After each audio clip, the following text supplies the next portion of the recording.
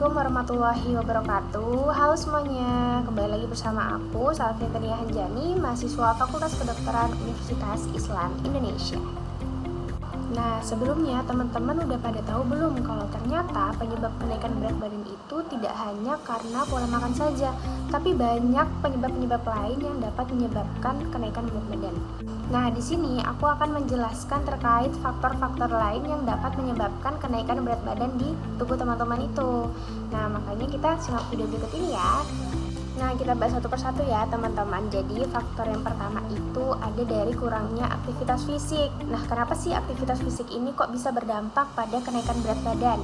Karena kurangnya aktivitas fisik itu nanti akan menyebabkan kurangnya dari aktivitas pembakaran lemak pada tubuh kita, sehingga terjadi penumpukan lemak yang akhirnya akan menyebabkan kenaikan pada berat badan, seperti itu.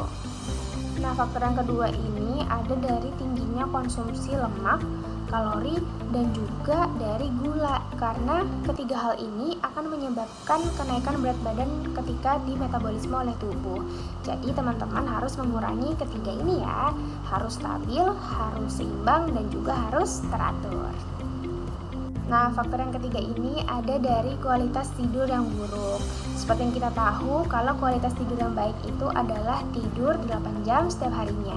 Nah, ketika teman-teman ini tidur kurang dari 7 jam setiap hari, itu akan mengganggu atau mempengaruhi dari hormon yang ada di tubuh teman-teman, yang akan menyebabkan kenaikan pada berat badan. Nah, selanjutnya yang terakhir ini sering banget nih kita alami. Apa coba? Nah, jadi yang terakhir ini adalah karena stres. Jadi stres itu sangat berpengaruh sekali teman-teman pada kenaikan berat badan tubuh kita. Karena ketika kita stres itu terjadi kenaikan dari hormon kortisol yang akan mempengaruhi pada rasa lapar yang kita rasakan. Ketika kita merasakan lapar, maka dari itu selanjutnya kita akan makan lebih banyak makanan dan akhirnya akan meningkatkan berat badan pada tubuh kita, seperti itu. Sekarang kita bahas terkait dengan bagaimana cara-cara mencegah atau mengatur dari berat badan atau pola yang ada di hidup kita. Yang pertama itu dengan olahraga yang teratur, seperti sudah disebutkan sebelumnya. Jadi kita harus olahraga dengan rutin, dengan rajin, dan juga dengan teratur agar kita bisa membakar lemak yang ada di tubuh kita.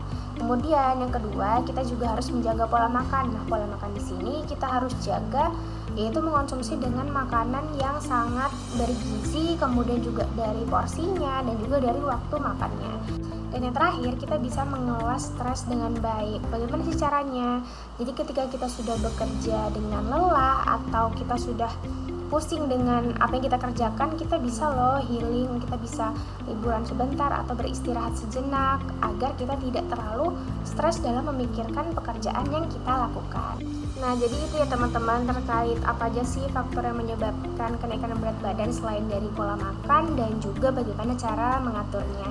Nah, setelah ini kalian jangan lupa like, comment, dan subscribe channel aku.